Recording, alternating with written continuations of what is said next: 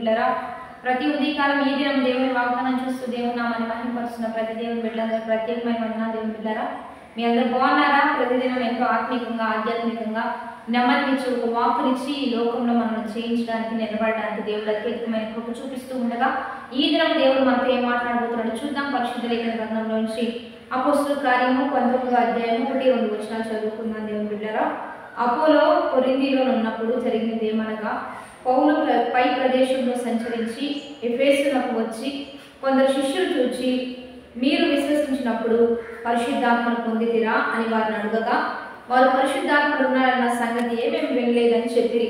ఈరోజు దేవుని బిడ్డలారా, పరిశుద్ధాత్మ ఆత్మాభిషేకం చాలా ప్రాముఖ్యమైన విషయం. ఆత్మను పొందుకున్న మనం ఈ లోకాన్ని జయించగలుగుతాం. అందుకనే దేవాది దేవుడు అంటున్నాడు, నేను లోకాన్ని జయించి ఉన్నాను కనుక నా బిడ్డలైన మీరు కూడా ఈ లోకాన్ని జయించాలి, జయిస్తారు. ఎందుకంటే మీకు అంత అధికారాన్ని అభిషేకాన్ని నేను ఇచ్చి ఉన్నానని మరి ప్రభువైన యేసుక్రీస్తు తన శిష్యులతో ఈ మాట సెలవిస్తూ ఉంటాడు. దేవుని బిడ్డలారా, మీకు సమస్తమైన వాటి మీద నేను అధికారం ఇచ్చి ఉన్నాను. మీరు అపాయకరమైనవి తాగినా మీకేం కాదు. రెండోదిగా మరి విష జంతువులను మీరు ఎత్తి పట్టుకుందరు.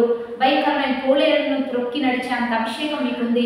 అపవాది అయిన సాతాన్ని మీ కాళ్ళ కింద పెట్టి ఉన్నాను అనేటువంటి వాగ్దానాలన్నీ కూడా ఎప్పుడు మన జీవితంలో నెరవేర్చబడతాయి అంటే పరిశుద్ధాత్మ అభిషేకాన్ని మనం పొందుకున్నప్పుడే ఈ వాగ్దానాలన్నీ మన పట్ల నెరవేర్పులను నడిపించబడతాయి. దేవుని బిడ్డలారా, పరిశుద్ధాత్మ ఉన్నారన్న సంగతియే చాలా మందికి తెలియదు. ప్రభువైన యేసుక్రీస్తు వెళ్తూ ఏమని చెప్తాడంటే, నేను మీ కొరకు ఒక ఆత్మను ఇచ్చి వెళ్తున్నాను, ఆదరణకర్తగా మీకు ఒక ఆత్మ మీ యొద్దకు వస్తుంది అని తెలియజేస్తూ ఉండగా, అది ఆదరించే ఆత్మ పరిశుద్ధాత్మ మీకు ఆదరణనిస్తుంది, మిమ్మల్ని ధైర్యపరుస్తుంది, మీకు స్వస్థత ఇస్తుంది, మీకు బలమునిస్తుంది, మీకు ఒక ప్రోత్సాహాన్ని ఇచ్చి మిమ్మల్ని నడిపిస్తుంది. కనుక పరిశుద్ధాత్మ లేని వారు బలహీనంగా ఉంటారు.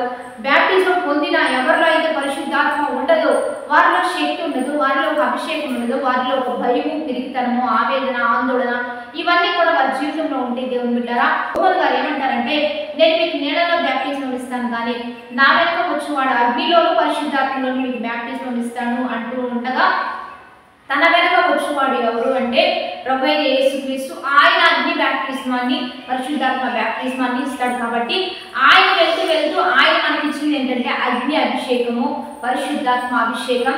ఈ రెండు అభిషేకాలు మీరు ఈ అభిషేకం గుండా వెళ్ళినప్పుడే మీ వల్ల ఇటువంటి గొప్ప కార్యాలు జరిగించబడతాయి. మీరు అడుగుపెట్టే స్థలం మీకు అవుతుంది. మీరు ప్రార్థించిన అడిగిన వెంటనే మీకు విడుదల దొరుకుతూ ఉంటుంది, వెంటనే మీకు సహాయం అందుతూ ఉంటుంది. కనుక బ్యాప్టిజం తీసుకున్న వెంటనే మీరు ఆగిపోతూ ఉన్నారేమో, అక్కడ వరకే ఉంటూ ఉన్నారేమో, కానీ నెక్స్ట్ స్టెప్ అగ్ని అభిషేకం, పరిశుద్ధాత్మ అభిషేకంలో ఖచ్చితంగా మనం వెళ్ళాలి. అందుకనే మేడగదిలో ఈ అభిషేకం ఉన్న వారు వెళ్ళారు కాబట్టే వారు అడుగుపెట్టిన చోటల్లో ఒక మహిమ దిగింది, ఒక అభిషేకం దిగింది.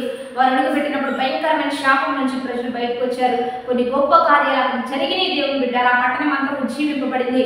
ఎప్పుడు అభిషేకాన్ని వారు పొందుకున్నారంటే అందరూ ఒక చోట చేరి ఏక మనసుతో అందరూ ప్రార్థించడం మొదలుపెట్టినప్పుడు పరిశుద్ధాత్మ ఒకటేసారి వారి మీద దిగి వచ్చినట్లుగా మనం చూస్తూ ఉన్నాం. సంఘ సహవాసం, మరి సభ్యత్వం, ఆరాధించే తత్వం, అందరితో కలిసి దేవుని మహింపరిచే తత్వం ఒకవేళ మీకు కలిగి లేదేమో ఖచ్చితంగా కలిగి ఉండండి. ఈ అభిషేకాన్ని పొందుకోవడానికి ఆసక్తి కలిగి ఉండండి. పరిశుద్ధాత్ముడు ఉన్నాడు, ఆయన మిమ్మల్ని ఆదరిస్తాడు, మిమ్మల్ని ధైర్యపరుస్తాడు. మీరు ఏది అడగాలో ఆయన అడిగింపు చేస్తూ ఉంటాడు. మిమ్మల్ని పడిపోకుండా లేవనైతే గొప్ప కృపతో మహిమ కలిగిన ఆ యొక్క ఆశీర్వాదంతో మిమ్మల్ని నింపబోతూ ఉండగా పరిశుద్ధాత్మ బ్యాప్టిజం అనుభవంలో మనందరం ఉండబోతున్నాం.